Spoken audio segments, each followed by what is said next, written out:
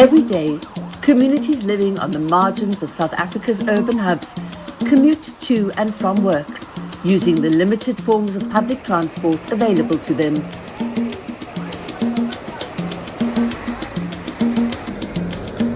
But due to taxi wars that have killed hundreds of people, disrupted livelihoods, and destroyed millions of rands in infrastructure, commuters are again caught in the middle of a madness not of their making.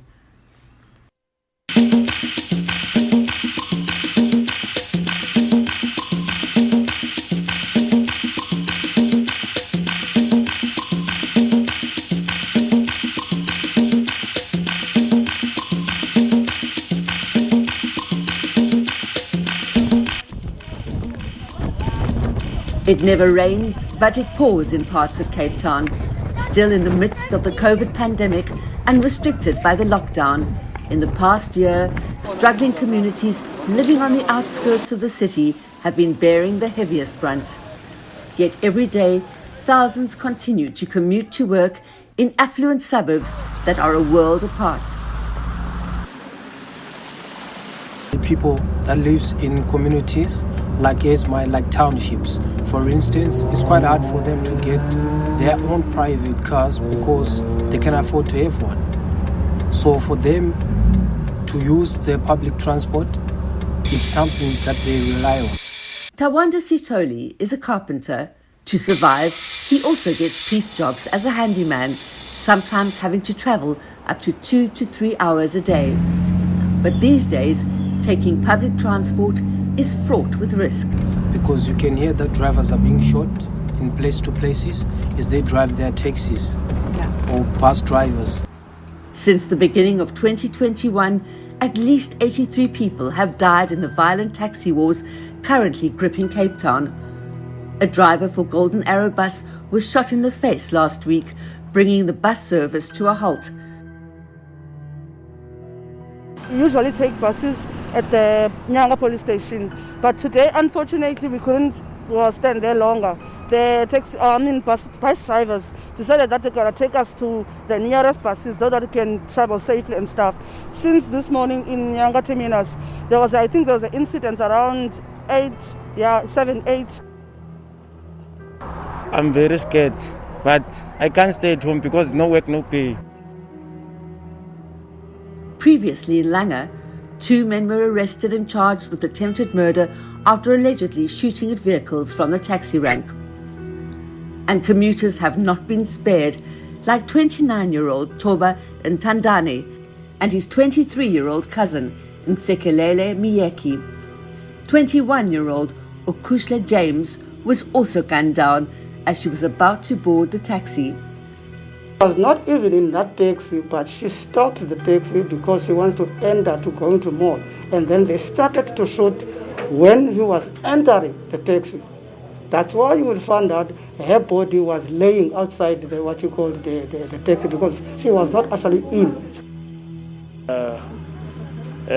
Their child was caught with a bullet, and the reports are that these people are using heavy artillery, like automatic rifles, among civilians.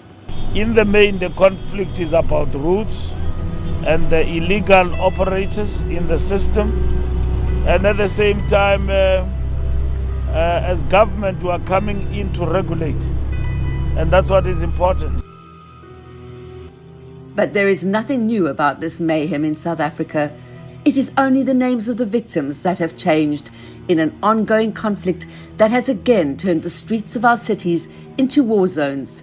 And Cape Town is again the flashpoint of an increasingly violent competition for dominance of the taxi routes.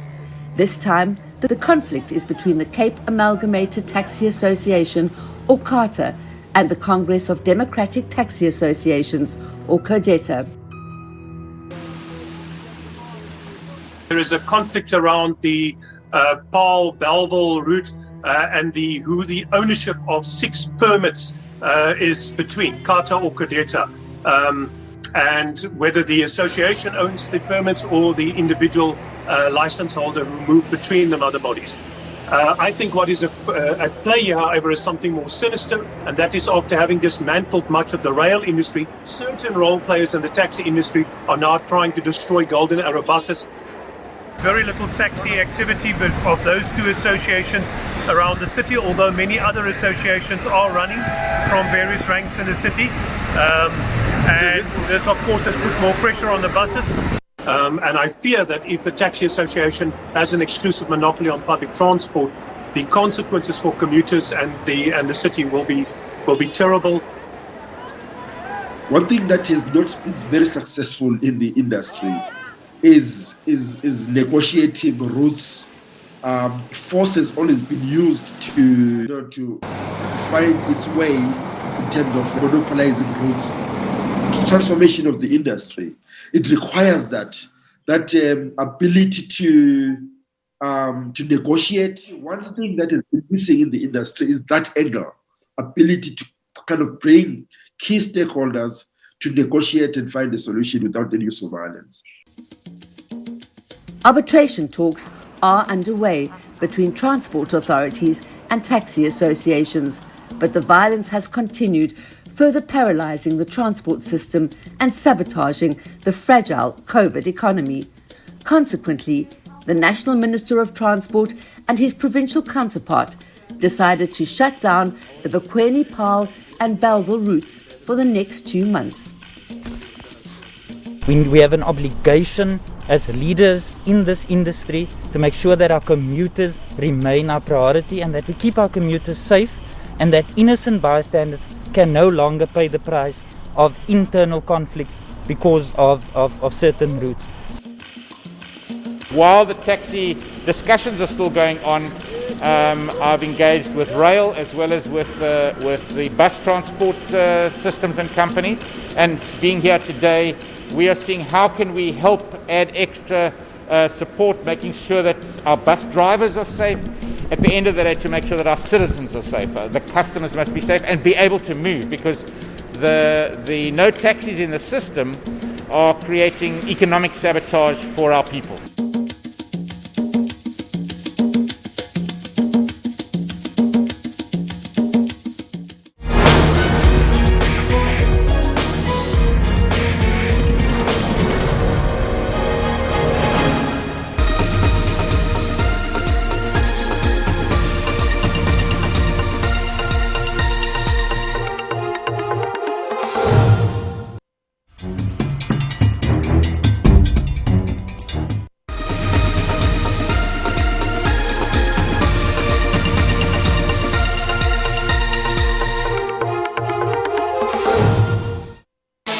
So, you feel you've done all the excursions when it comes to local travel? Well, not quite. Calling all local travelers. It's time to do travel our way. Discover the wonder that lies in the most remote places. Do entertainment with style.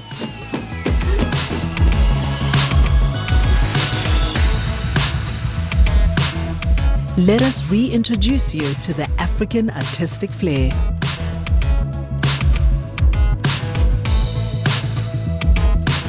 Reawaken your palate for fine dining. All of this on Trends Travel every Saturday at 8:30 p.m.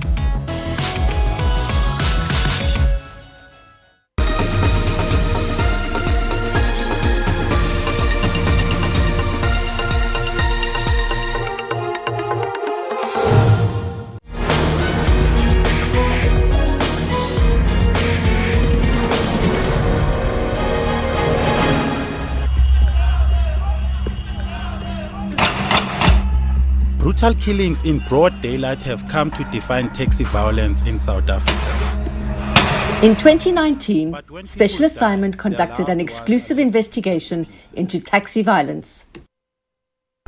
We traveled to Amersfoort in Mpumalanga, where taxi tensions have escalated following a multi-million rand transport tender.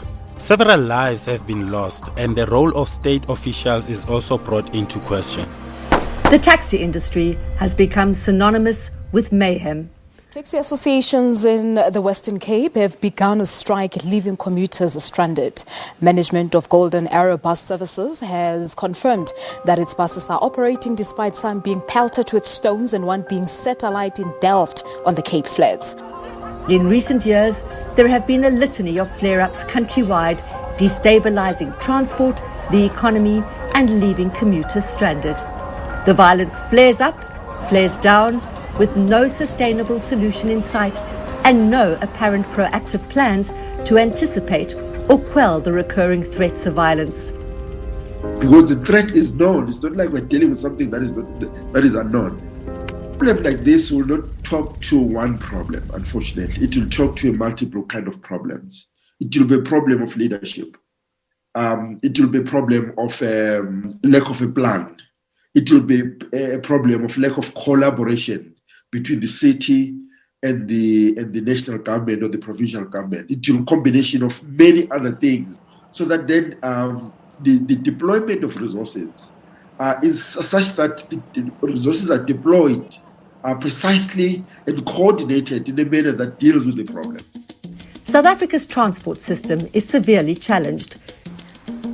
Our three modes of transport are via our train services, our bus services, and the taxi industry. 56 million South Africans use these forms of transport, with 9 million commuters using the buses on a daily basis. 2 million using the train service. And 15 million using the minibus taxi industry. Most train lines are practically non-functional due to vandalism, and the modernised MyCity bus doesn't yet reach all areas of Cape Town. Golden Arrow buses and taxis therefore provide the main source for transport for township commuters, with the taxi industry getting the lion's share. The taxi industry holds about more than 60% of the road-based transport market. But we don't get any subsidies. Golden Arrow is getting about 80 million a month subsidy. Inevitably, there's stiff competition for customers. The taxi industry is dominated by its largest union, the South African National Taxi Council, or SANTACO. Our ultimate role is just to lobby government and into looking at, like with the subsidies, lobby government to look at the problems in the industry and then be a mouthpiece for our members. But the so-called engine behind the nation is now being seen by the authorities as the vehicle behind the violence. At the moment, membership of them is required to get an operating permit, so you are entrenching them in this process as a gatekeeper and unfortunately also as organised crime syndicates to some extent, and this can't carry on, so they must be removed from the legislation, and a relationship directly between the applicants and the taxi owners and the regulatory authority must be established, as we do with all kinds of other permits. The permits get issued by the Department of Transport, by the regulatory entity. And the support for that permit is issued by the city. They are the people that are supporting the applications for permits. SANTACO don't have any input or any lobbying power when it comes to the issuing of permits. The taxi industry is also a self-regulating kind of industry. They regulate their own, the way that they operate. Obviously, the city also plays a role in terms of issuing of permits and all those things. But whenever there is a conflict in terms of routes or anything that is likely to destabilize the functioning of the industry, then you need a much more bigger platform created for purpose of negotiating. But the havoc wreaked by the wars have now become an urgent issue of public safety and policing. We have a lot of people that are being killed. We have a lot of public concerns of public safety. Santaco don't have any statutory powers, meaning that the statutory powers is with government. They are the people issuing permits. They are the people that can take that permit back, or Section 78, that permit from the members. They are the people that got the law enforcement. We don't do law enforcement. That is in their domain to do. There's actually nothing that we can do. We can only suspend a member from being part of the Santaco structure, but that doesn't stop him from being an operator. So it moves away from Santaco. Santaco can do something. These are their members. But ultimately, the responsibility lies with the state to provide public safety and security. If the rule of law has to be maintained in the industry, the state needs to be seen to be making sure that people are arrested and the people are prosecuted. The public feels safe when they use public transport. But again, law enforcement has come under fire for being hopelessly unprepared. Public order policing is an institution that is being rebuilt. It was completely diminished during the period of Commissioner Selebe, when he dismantled public order and deployed public order personnel to police stations. This capability now is being rebuilt, but unfortunately, it is not coping with the extent of the problem. In many cases, because it is a specialized area of policing, it is often seen as reactive. And the industry stands accused of being a hotbed of organized crime. There are potential or possibilities of syndicates operating, or use of gangs and syndicates being deployed to cause problems. You deal with the source of the problem, but then you need that capability to identify exactly where the source is.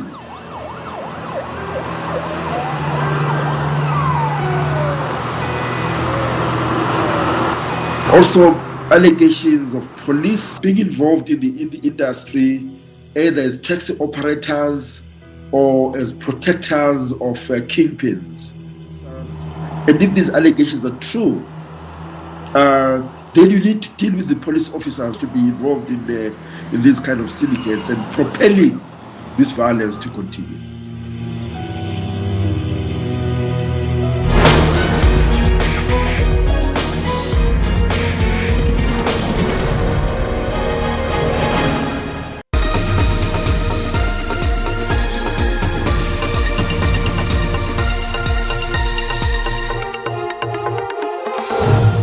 Consistent, unrelenting revolution is a marvel to capture and share with the rest of the world, where women like me are leading the fight against patriarchy, dismantling inequality in all of its forms, even in the media industry.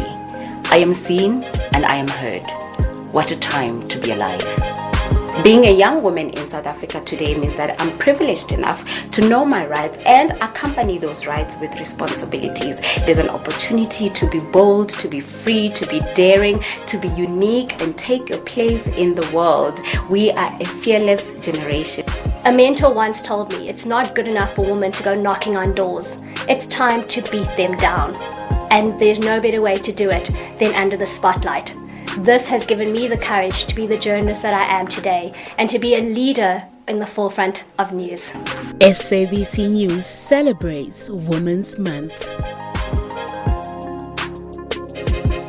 Mzansi. Play your part and help curb the spread of COVID-19 by wearing a face mask at all times in public spaces. Avoid physical contact and maintain social distancing. Work from home where possible and stay indoors. Remember to self-isolate if you have any of the COVID-19 symptoms. Together, we can beat COVID-19. The SABC, keeping you safe and informed.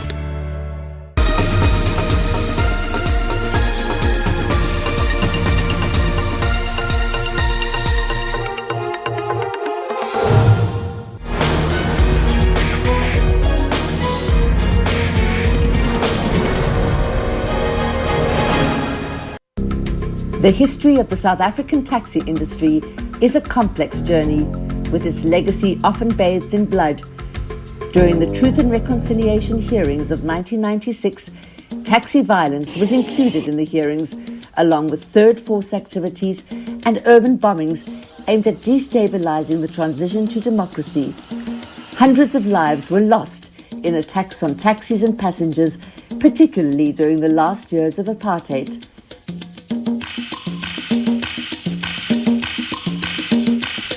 But the industry also has a heroic history, emerging in the wake of the apartheid government's policy of economic deregulation, defying apartheid laws and strict regulations that were part of the state's machinery to further oppress and marginalize black South Africans.